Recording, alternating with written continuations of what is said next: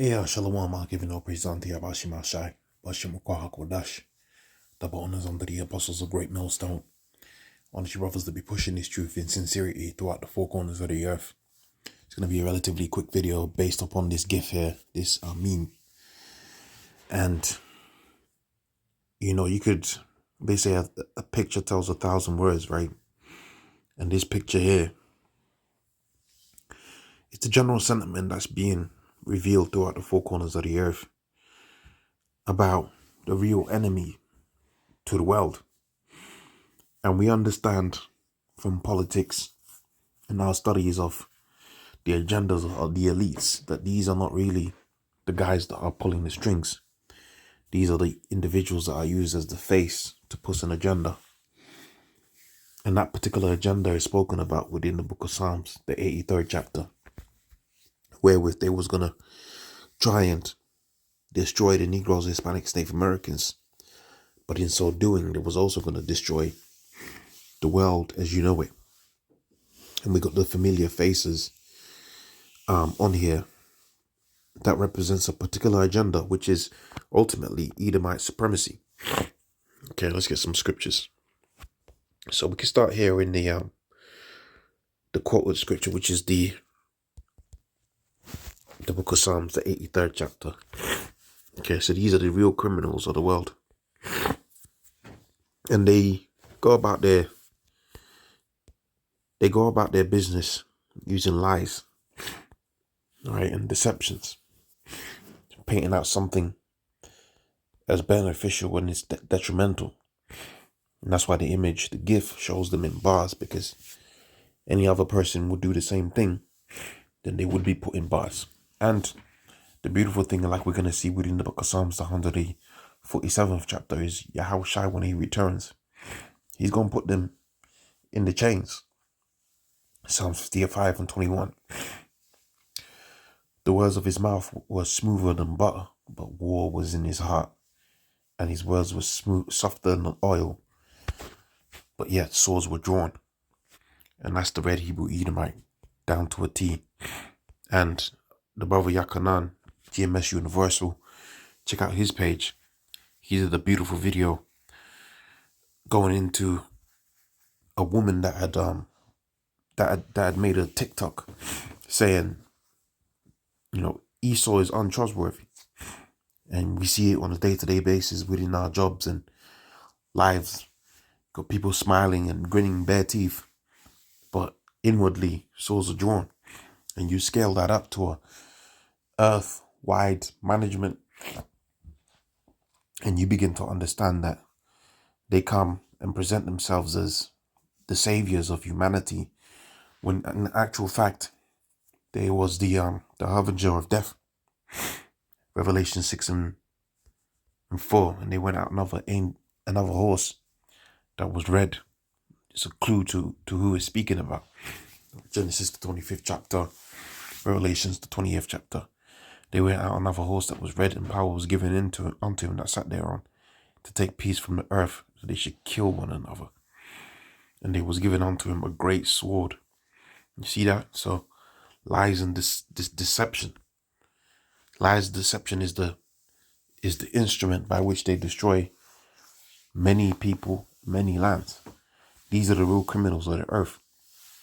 Revelations 20 and 3. And cast him into the bottomless pit. This is the dark ages, when Esau, the same individuals that we've just seen.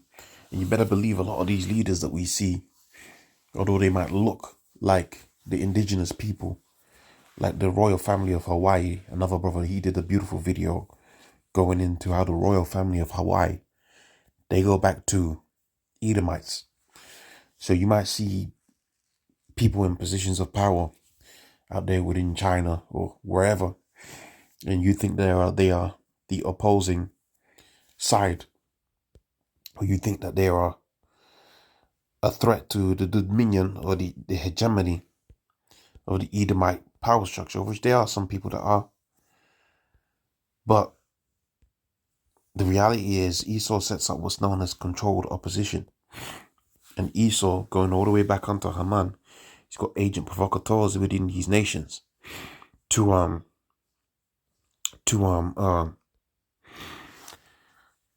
to look like the people, but really to act as a conduit to their rulership.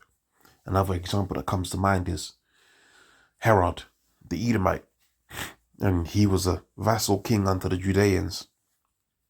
And what did you see? He mingled amongst the people, but the Yahushua, when he was on the scene, he said, "This guy's a fox, man." Right? Daniel.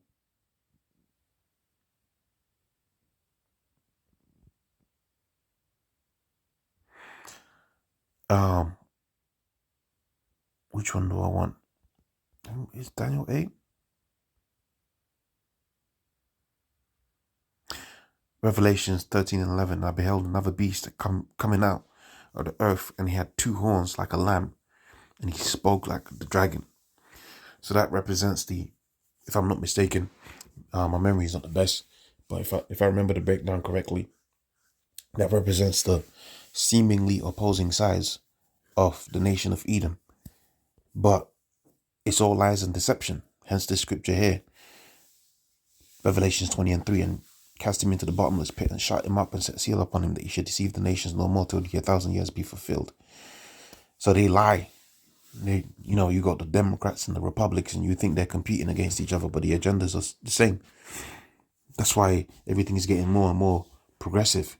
Another idea that comes to mind, another concept that comes to mind that describes the very same thing is the Hegelian dialectic, which is pressure from above, pressure from beneath. Or let me put it the way they put it on the Hegelian dialectic. It says thesis and antithesis, and then the agenda is the polythesis.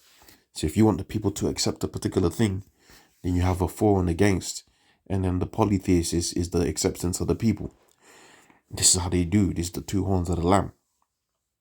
Okay, but these criminals are gonna be put in chains. Thus saith the scriptures. The book of Psalms 147 and 19. Let's go straight to the point.